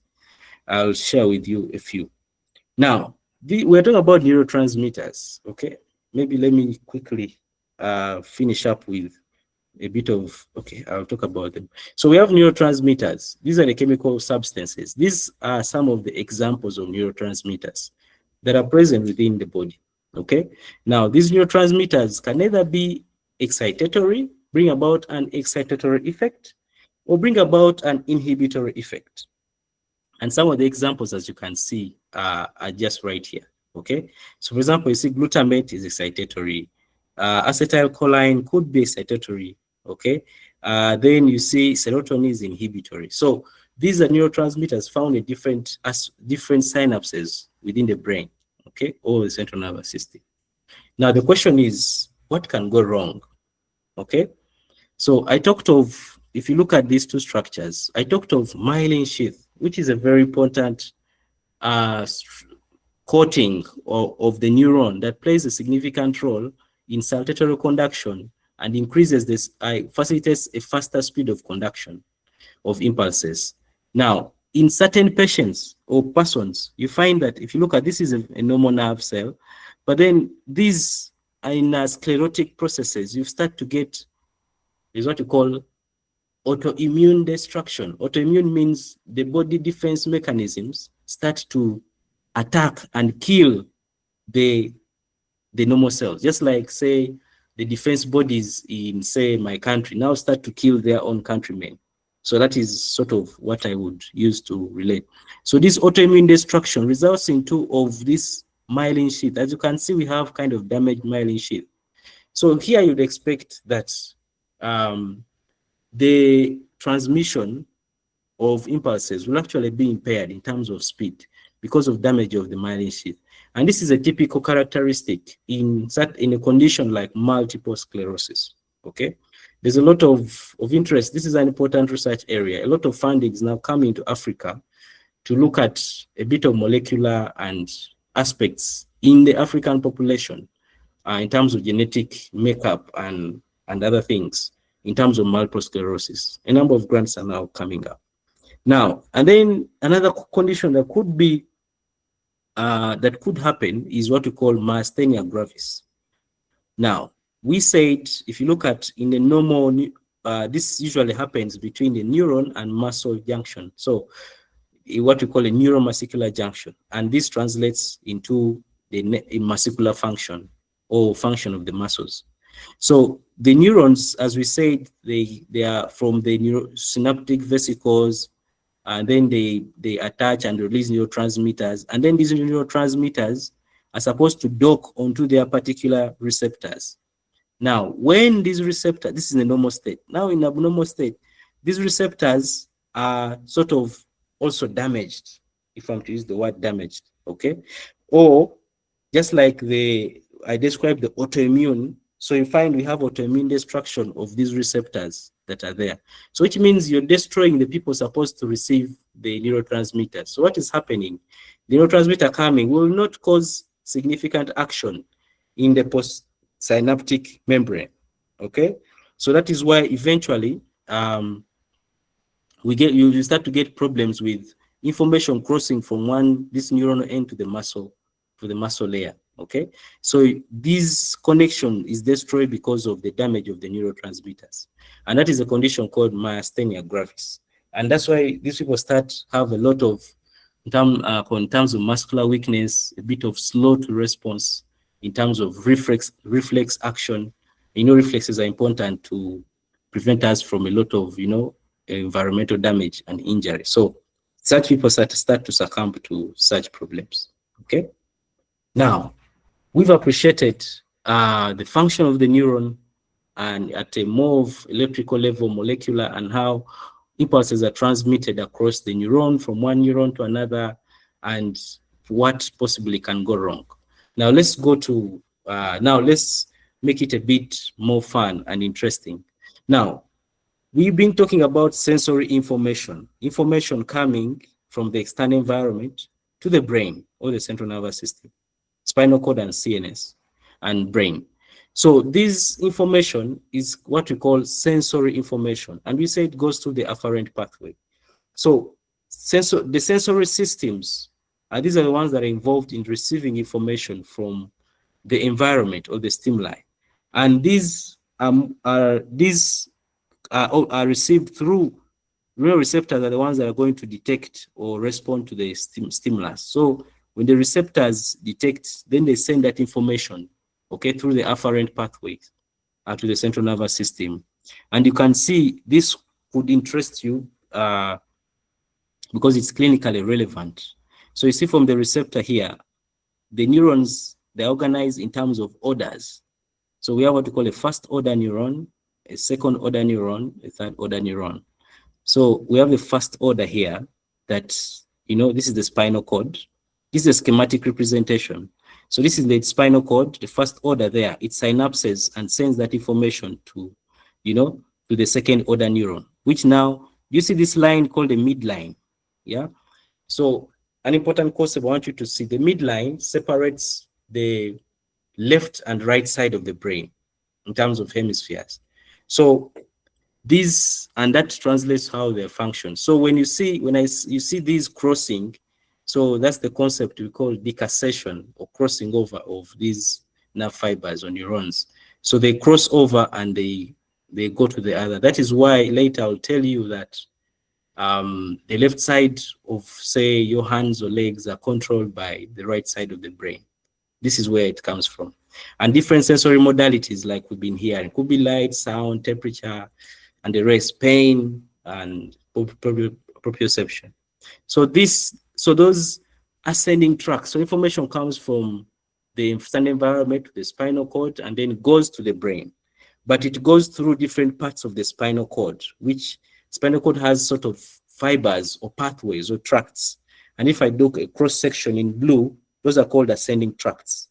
And these they take certain type of information. So for example, the posterior part here, or the posterior is like back, or so these take, or behind. This posterior, which is called the dorsal column, it takes information, for example, deep touch, proprioception, vibratory sense, fine touch. So if I have a pressure sensor, someone likes, scratches me slightly, or you're moving a feather off your fingertips. So that information to reach the brain has to move through this dorsal column. We tend to call this the highway, yeah, or the tarmac, where a lot of information is speedy, okay? Whereas the other information in terms of temperature, pain, and light touch, they'll move through the lateral and anterior aspects. That's the spinothalamic tract. So these are the sensory pathways. So this is still what I was showing you. I'll leave this for you to look at when you get the presentation. Now, the question now comes, how is my brain able to see or to understand where the different parts of my body? How does it deal with the different parts of my body? Okay, so we appreciate this through a certain phenomenon, or what we call the homunculus. Okay, so the homunculus is sort of a map. So the different parts of your body are mapped onto the cortex of the brain. Okay, and what does that mean? Is that certain information from a certain part of the body, maybe the hand, will go to a particular part of your cortex. And then, depending on the size, you look at this young man here, sort of image of a gentleman. You see he has very big hands. Look at the mouth and the lips, compared to his leg, or, So look at some structures that are very big, okay? So why is, for example, the hand very big?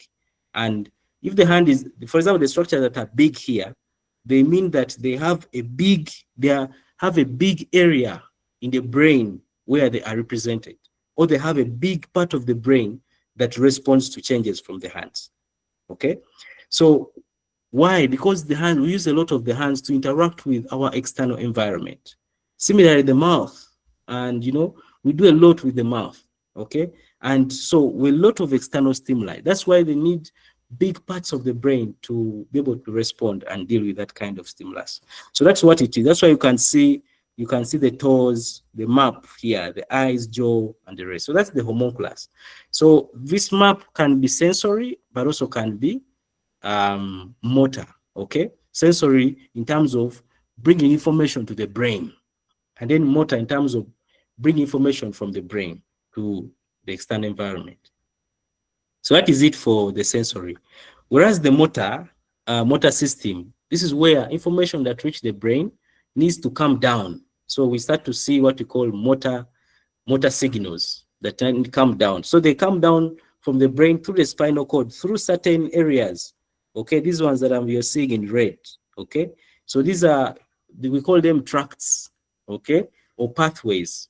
So we have those that are voluntary, for voluntary activities. Okay, and then we have those that are for involuntary activities. Okay, so I will not bother you with too much here, but so for voluntary, that's what we call the pyramidal tracts, and then the involuntary is what we call for the extrapyramidal tracts. And this is how the motor homunculus looks like. Yes, so like I told you, the brain assigns bigger areas for the tasks that are more demanding. Okay, so this body map in the brain does not actually match the physical size of each body part, but instead matches how important and precise each body part's job is. I think I put this quite very well. And if you look at in red here, so this is a map of the motor cortex. This is where the motor signals come from. And then this one is for the somatosensory, or the sensory cortex, as you can see here, okay, here in the parietal.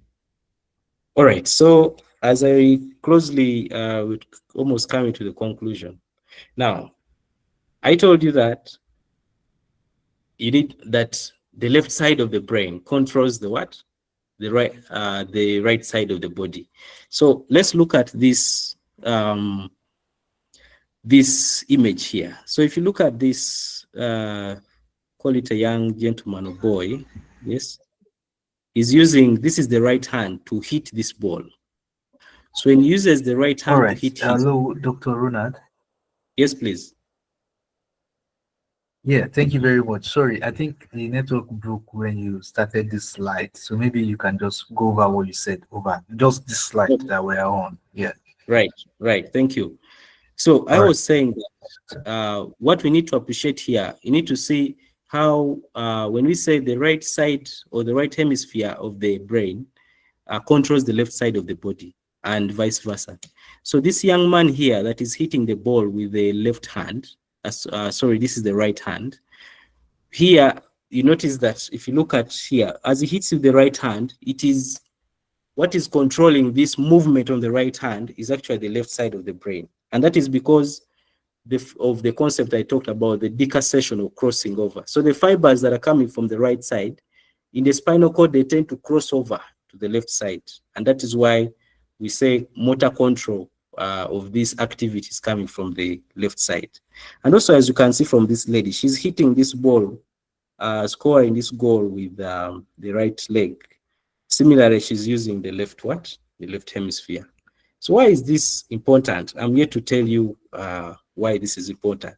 This brings us to an important concept called neuroplasticity. Okay. So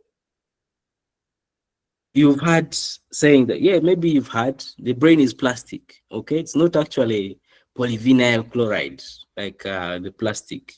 But what we mean, you know, by nature of plastic, if you apply certain change like heat, it can change shape and depending on the nature of the plastic.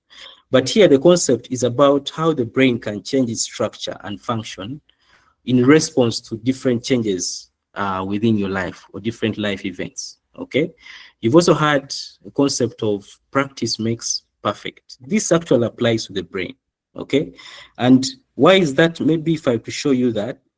So these areas that I mentioned on the homunculus. So if I tend to use my hand so much, yes, maybe my right hand more compared to my left hand, yes, time is going to reach when the part of my brain that represents the right hand is more developed compared to the one of my left hand.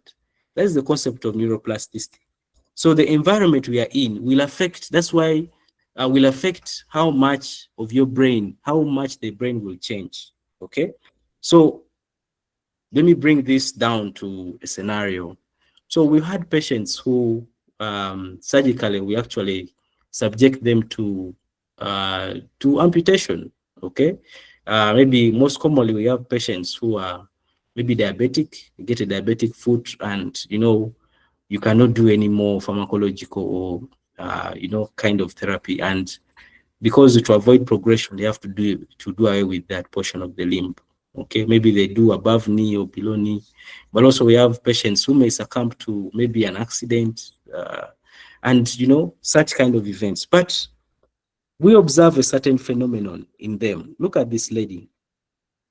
So remember, I said the left side of the brain is controlled by the right. Now, this is what happens. If you look at this lady here, I have this is an image that will try to explain the neuroplasticity function. So we have a small, you see, these are small part 1, part 2, and 3. These are areas of stimulation. And then I want to show you how the different areas of stimulation are bringing about changes in terms of neuronal activity in which part of the brain. We have a line here separating the brain into 2 hemispheres.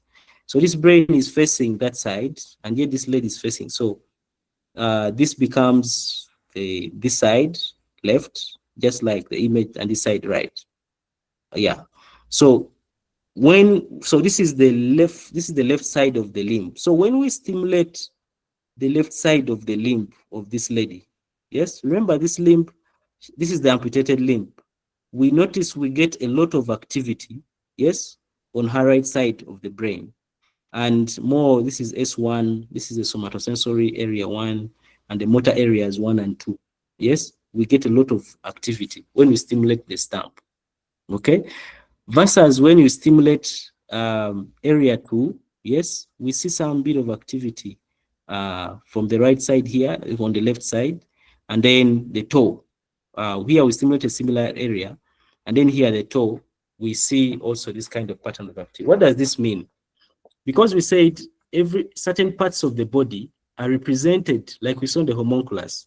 So the amputated limb of this lady, which was the left part of the limb, has a particular area within the brain where it is represented. And what does this mean? Any information that comes from that part of the area is interpreted and dealt with in that particular part of the brain. Now, when we stimulate, so this is where the concept of neuroplasticity comes in.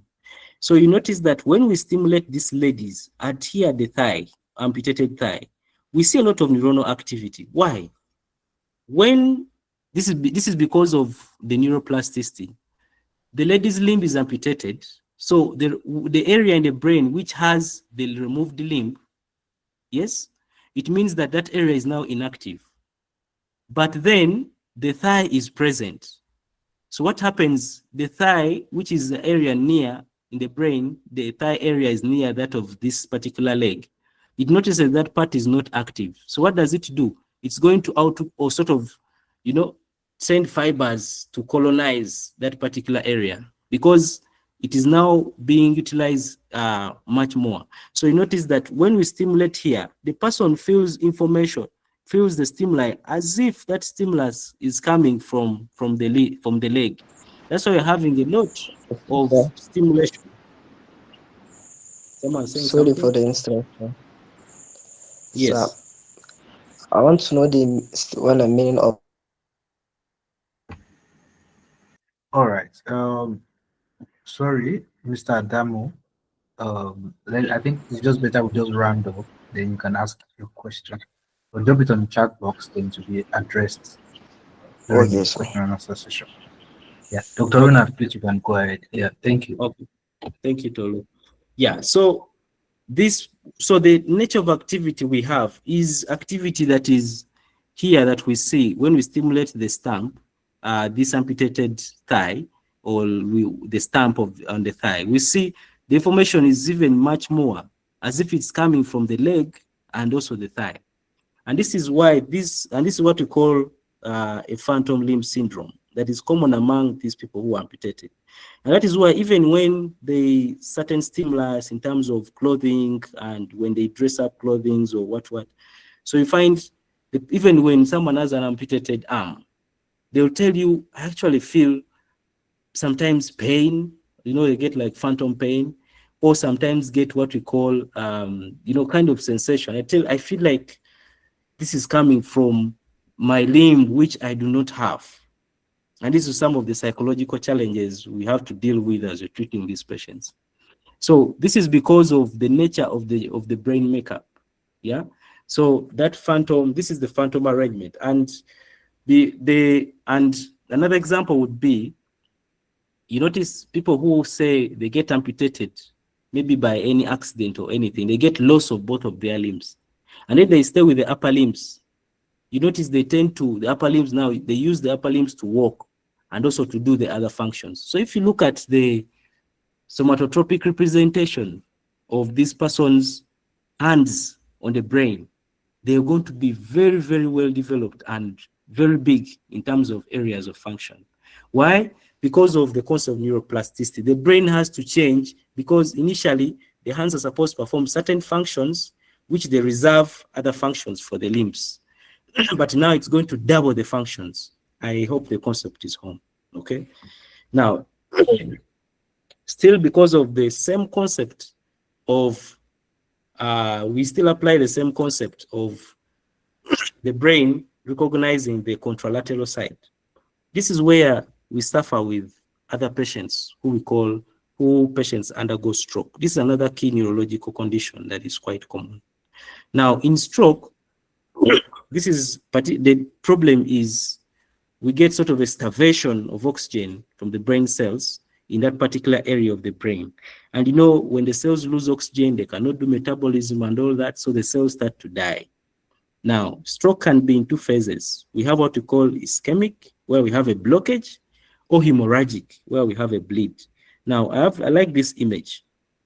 This is like an image of a train that is taking food or supplies to this particular household. Now, in ischemic, if you see here in this train, when this train gets a blockage, you see sort of stones placed on the rail line, the train cannot move anywhere. So which means that we have blocked movement of supplies.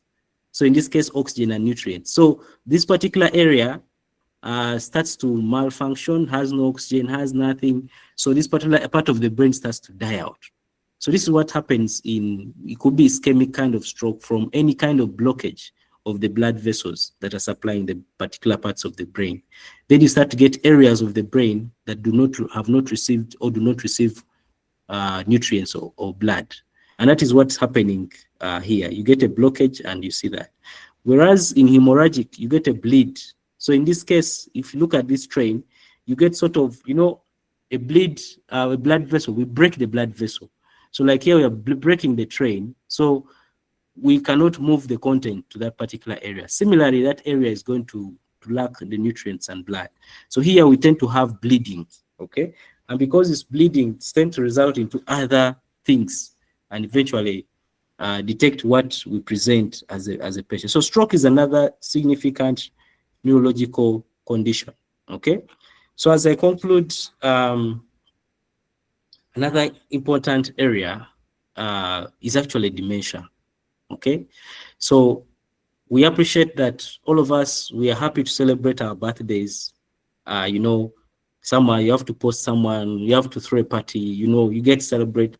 But as every year we celebrate, we notice the age, we tend to add on a year, okay?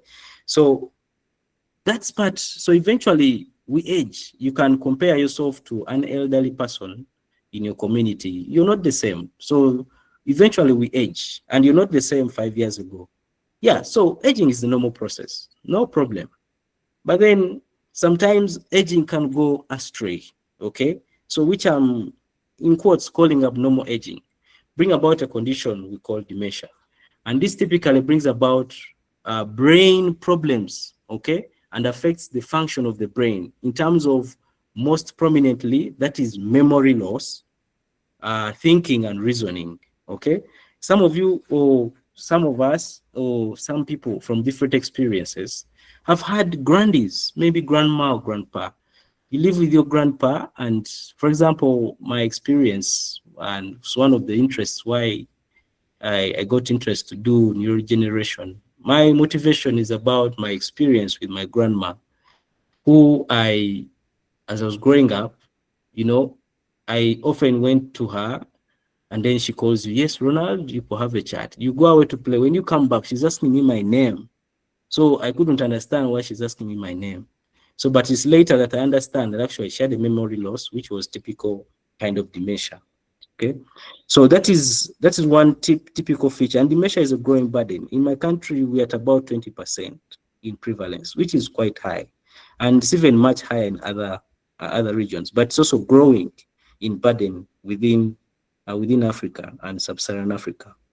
So it is as bad as it can impair your person's daily life. Imagine you cannot remember the name of your, say, husband, name of your daughter, and then some of them find maybe he's a known patient of a heart disease, and then he has to take medication, which is maybe supposed to take 3 times a day, and then takes the medication in the morning, say at 9, and then at 10, he has forgotten that he took the medication and then takes the medication again.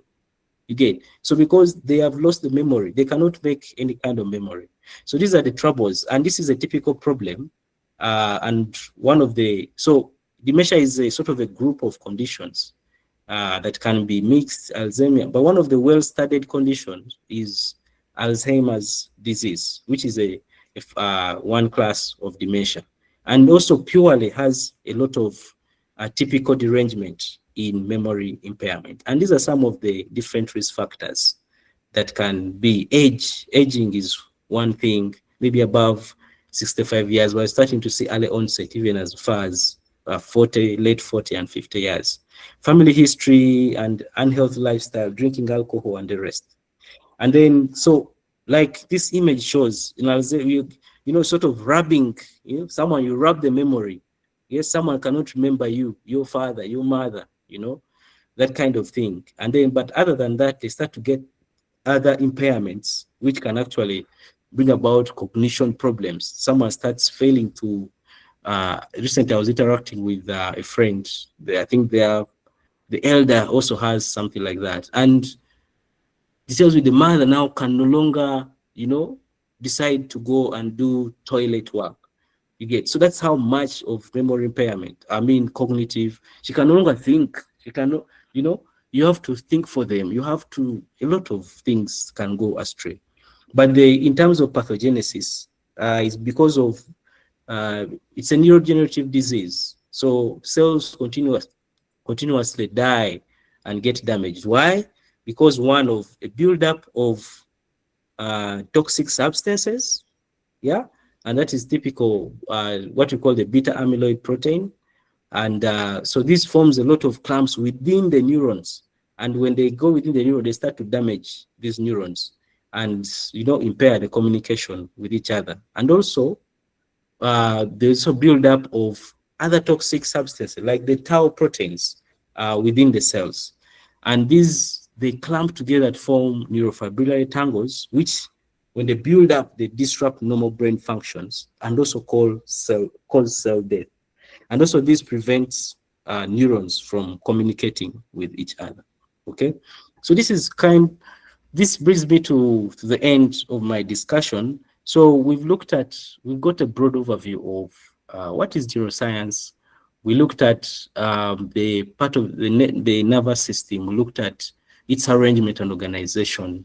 We went ahead to look at different parts of the brain and how they play significant roles. And then we also went ahead to look at a bit of molecular, or in terms of electrical changes and what occurs, how are these neurons transmitting information.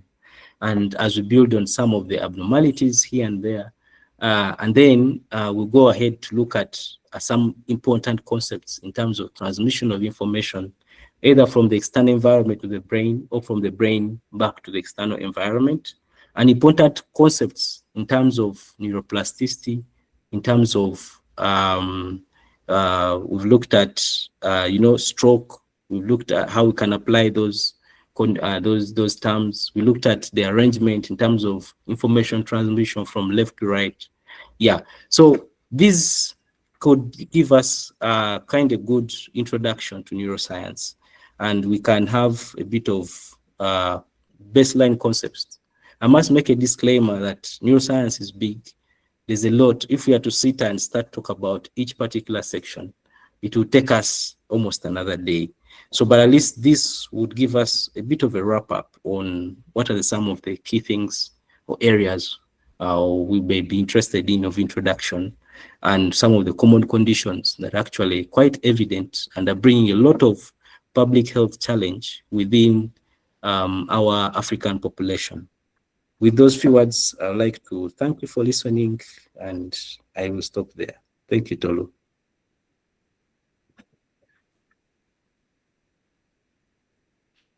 Yes, thank you, everyone. Back to chair. I think that's Tolu. Wow. Thank you very much, Dr. Renard. Yeah. Yes, thank you very much, Dr. Renard. We really appreciate it. That was quite very, very detailed and quite easy to understand. Yeah. So what will happen? You're welcome. You're welcome. Yes. Yeah, so what will happen is we are going to have our Q&A session, right?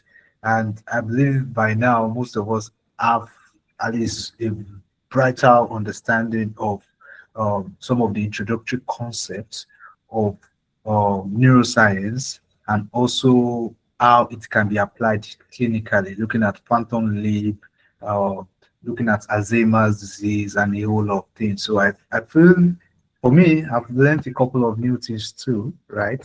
And I also know that everyone here has learned a couple of things. So most of these things, like he said, like Dr. Ronald said, neuroscience is very broad. You're just going to capitalize on the major ones that you need to know, and that will set kind of a foundation. So just like we mentioned earlier, we are building a block, right? So we've started with introduction to neuroscience, and I believe that it's a very, very solid foundation, right, that we all will build on as the school progress. So I would like us to say thank you, Dr. Ronald, on the chat box before we take the question and answer. Yeah. So, and you can drop some emoji just to appreciate Doctor, right, for taking time with us. I mean, 3 hours, it's over 2 hours, 2 hours, 30 minutes is a lot. And I also want to appreciate everyone for staying up to this present moment. Yeah, the school has started. That's the drill, and that's part of the training. That's part of the learning experience. Yeah, thank you very much. So there are some questions that are on the chat box that most of them our TAs have addressed them, I would say, and I would like to also thank our dear teaching assistants who have been on this call to address majority of them. That's from Dr. Omima, from Miss Marilyn Ogunola, and yeah, Mr. Gideon, Alex, and everyone who have been answering some of those questions. Yeah, but there are a couple of them that I would like Dr. Runa to answer. Then I'll take about 2 of them. Then I'll open the call.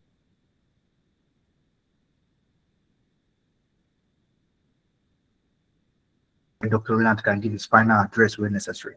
So the first question, Dr. Ronald, is from someone who asked that is Alzheimer's disease genetic? That is, and also can it be inherited? Yes, that's the first question. Then the second one is, although I think Mr. Alex has addressed that, so I don't think we should lay much on that. Yeah, I think Mr. Alex has addressed that. Okay, so there's a question that is still there. Okay, sorry for that. Okay, I think Mr. Alex has addressed that already. I think okay, I so can take someone asked, all the questions and then I respond at once. yes, so all right, so someone asked, I think we'll just leave that question. Mr. Alex has addressed that in the comment section. Please, if someone has stroke, what are some of the ways to know if it's ischemic stroke or hemorrhagic stroke? That's the first question. Yes, thank you, sir.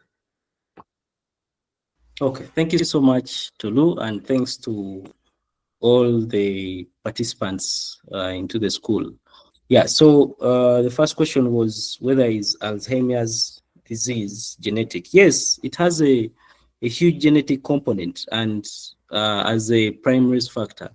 So we're having a lot of work in terms of bioinformatics is actually going on to try to look at, to appreciate the genetic changes in these different proteins involved in, because if you think about it at a simple level, the cells usually produce their normal proteins, but now something has to influence those proteins. And remember, protein synthesis is directed from DNA, from genetic level. So the synthesis of abnormal proteins, it means that either there's already a problem, there's some problem around the protein synthesis cascade and function. So things to do with mutations, which can be, maybe let's quickly highlight. So mutations that can be, you can have what you call, say, a deletion mutation or insertion. So if you have a sequence of DNA, or maybe which is made of different, nucleotides, say A, T, G, C. So now, if I change the arrangement of those, maybe I remove one nucleotide, that would translate into which amino acid have I removed in that particular protein, or what's the sequence of that amino acid that I've removed in that protein. And eventually that protein that is produced will not be the same as the original protein. So when we get these mutations or inheritance kind of pictures, they tend to influence the genetic production, the genetic drive in production and synthesis of these proteins. But nevertheless, to underscore, there's a role of environmental changes to bring about the genetic changes. And that can bring about, because inheritance is a lot of genetic material from one cell, from one generation or maybe to another. So there is a genetic component in that. And then how can we differentiate ischemic versus hemorrhagic? So it's about, let me put it simply, it's about going to see, to visualize in the brain, to see what is happening. So how can we visualize the brain? Maybe by taking pictures of the brain. Okay, that's what we call now imaging. So you such persons, you put them to you do certain imagings or imaging modalities that will help you to see, okay, based on the way the structure of the brain looks, I see there is an area of ischemic, any ischemic area. So you're able to see such, maybe like on a CT scan, okay? Maybe you've done a contrasted versus an uncontrasted. So you're able to see on a CT scan and say this is an area, and that is comes with clinical training, and then or radiological training. And even for hemorrhagic, you're able to see that, oh, I see a bleed or a hemorrhagic kind of presentation within this imaging modality. But even depending on where you are, which environment you're in, if you're able to do advanced imaging modality, you can go as far to see what are the actual changes. Okay, maybe even as far as people are able to do, for example, MRI, they can see the particular changes and you can differentiate. But at a lower level, we can do structural imaging and we can see the difference in the brain, whether this is an ischemic presentation or this is a hemorrhagic presentation. Thank you. Wow. Yeah. Thank you very much, Dr. Roland. That was really quite insightful. Thank you very much. Yes, and I hope the question has been addressed. Yeah. So I think we're going to take just one more question, and you can turn on your mic. I think we have one hand raised up. That's in person of Ilam Hadam or Hadam. Yes. Sorry. Yeah. So please, you can turn on your mic and just give an introduction, your name, your institution, or your affiliation, as the case may be, and your question. Yeah. Thank you. Sorry, good evening. Sorry, can you hear me? You're a bit low. Could you kindly raise your voice? Okay, I'm sorry, just... Or you come closer to the mic? Adam. Hello. So, hello, can you hear? Yeah, we can hear you. You can go Yes. ahead, please. Okay, so, sorry, at a point whereby you were talking about amputated limbs, doctor, you said there can be cases whereby when amputated patients feel sensation from limbs that aren't there anymore. So I want to say, like, in the case of when somebody was naturally born that All right. Sorry, Adam. So Can you I've lost go you. closer to your In mic case of, so that you can audible? sorry, yeah, can you hear me? in case of, okay, I said yes. in the case of when someone is naturally born without like a particular limb in their body, are there cases whereby they tend to feel sensation for something that was never there in the beginning? Okay. All I'm right. not sure Thank if you you. understand. Okay. Okay. All right. I hope I've heard you well. So, one thing you need, maybe a concept that, well, I didn't want to bring this. There's something we call a principle we call the labeled line principle, where we say every part of the body has a particular location onto the brain, or what we call a somatotopic location or map onto the brain. Now, this, when you're born, that is why we start talk of supporting young children in terms of giving them stimulatory environments to help them to develop the different functions and different aspects of their bodies. So in that line, when someone is born, so the more you tend to utilize a particular part of the body, the more that part of the body is going to be to grow in terms of brain function and representation of the area within the brain. So when someone is born, for example, without the limbs, so even when they have that somatotropic representation, as they continue to interact with the environment, you notice that areas, maybe they have upper limbs and no lower limbs. The upper limbs are the ones that are going to be well developed, and they can do a number of tasks within the brain and mapped on the sensory homunculus, like we talked about. So the lower limbs will actually have, even when they had an original representation, their function is going to diminish in the part of the brain. And these areas tend to be taken up by the parts that are highly functioning, for example, in this case, the hands. So I hope that helps. So we undergo development based on how you utilize the different body parts, and that changes. So the more I use a certain area, the more it grows. If you don't use the area, that part shrinks and also goes down in terms of function. Thank you. Thank you very much. Thank All you right, very, very sir. much, All right. Doctor. I truly understand You're what you welcome. mean. You're welcome. All right. Yeah. Thank you very much, Adam, for asking that question. That was a very good one. Thank you very much, Dr. Ronald. Just to say, we are kind of a little bit behind time, right? That was due to the kind of earlier introduction and orientation we had to have in early parts. Yeah, so I would suggest that if there are any more questions that you have, maybe going through the lecture slide, you can um, ask your TA tomorrow, right? We're going to be having a recitation tomorrow, so it's going to be discussed more extensively, and there'll be a time for answering questions from today's session that we'll probably not address, but we believe that we've kind of addressed 90% of them that have been dropped on the chat box because our TAs have been answering them why Dr. Ronald was going on in the call. Yeah, so but if there's still another question, feel free to even drop them here now so that we can copy it and find a way to address it to our TAs, or you take note of them and you share with your TA tomorrow during the recitation by 4 p.m.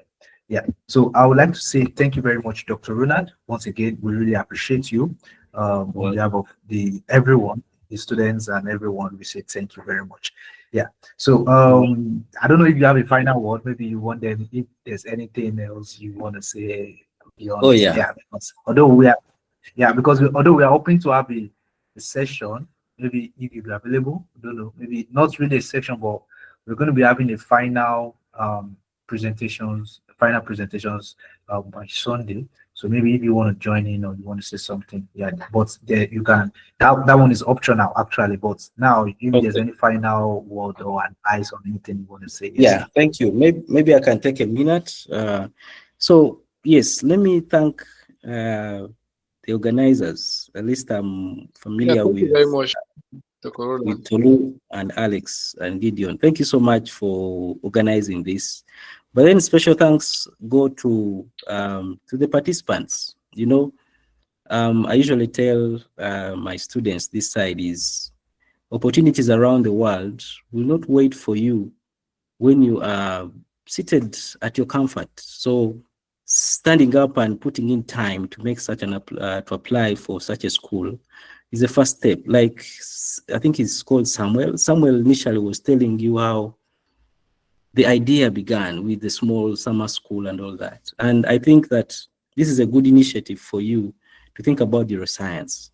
And for me, in terms of career, is that this is an area that is budding with a lot of different disciplines that you can tackle under neuroscience, with a lot of growing funding, with a lot of growing opportunities.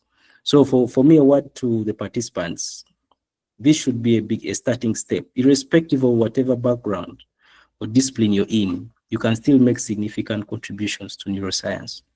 And this should help you to get an interest and maybe help you to decide on careers and decide on further engagements in neuroscience. Even those doing business. I've been part of a call of a grant where we're looking at business-induced depression. So think about, see how business actually bring about mental health or neuroscience-related trouble. And we are looking at, so we can apply neuroscience to various disciplines. Think about farmers, think about everywhere. So that's why for me, it's a large call for you to become a starting step and to grow more in maybe upcoming opportunities that YNAN will bring on board, but also maybe other opportunities elsewhere. So I'm grateful that you've listened to me and I've shared a few things that I could able to share, and I'm open to questions as time moves on. I think I'll be joining in some of the sessions.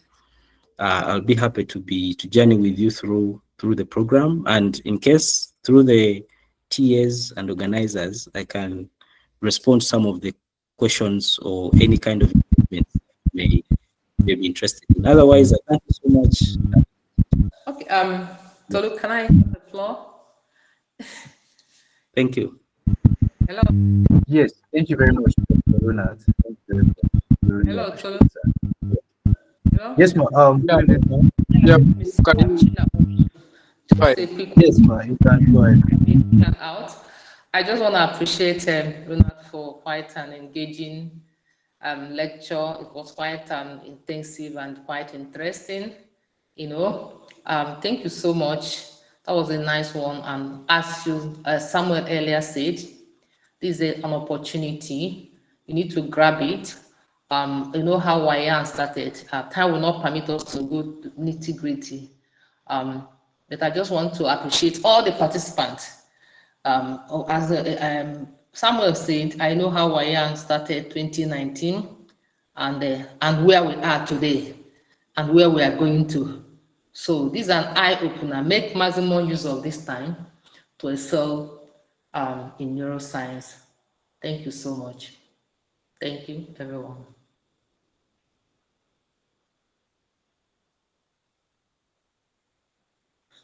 Hello. Network is off. Oh, we can hear you now. We can. We Yeah, heard thank you you. well. Thanks so much. Thank you.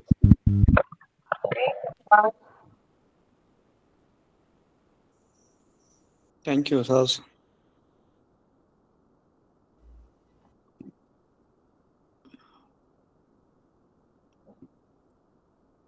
I think we lost Tolu. Or Gideon. Good. Is there any other thing? I think we're done for today. Hello. Hello. Is there any other thing? I think No, no. we're done. Yeah, Okay. I think we just finished for today. So the next class will be by tomorrow by 4 p.m. But Okay, Tolu just joined. We lost him. yeah, he's here. The network. All right. Yeah. Good evening. Good evening. Good evening. Sorry, I had a kind of a very fast experience of that. My mic went off. Sorry. So I think Tolu, we are done. So you can close everyone and we'll call Yes, it. yes, ma'am. So please let's reconvert tomorrow by 3:50 p.m. West African time for the recitation. Yeah, so we need to be there at least like 10 minutes or 15 minutes. We encourage all the students to be there at least 10 minutes, minimum 10 minutes before the call, so that you can be added to your recitation group, that is your pod. Yeah, and I'm very sure most of you must have met some of your fellow students on the Google Classroom and everything, interacting already. Yeah, but we are going to meet each other more virtually and more interactively tomorrow. So we encourage you to join at least 10 minutes before the actual time, and there'll be a recitation. If you have any question behind regarding this whole session today, feel free to ask your TAs tomorrow. And yeah, do have a very nice time. And we hope that by tomorrow, there's going to be a break in between for the speaker session. So yeah, so everything is on check. Yeah. So thank you very much for joining, everyone. You are all doing very well and well done. Yeah. So thank you very much and good night. And thank you, man. Thank you, Alex. Thank you, Atina. Thank you, Victor. Everyone. Thank you.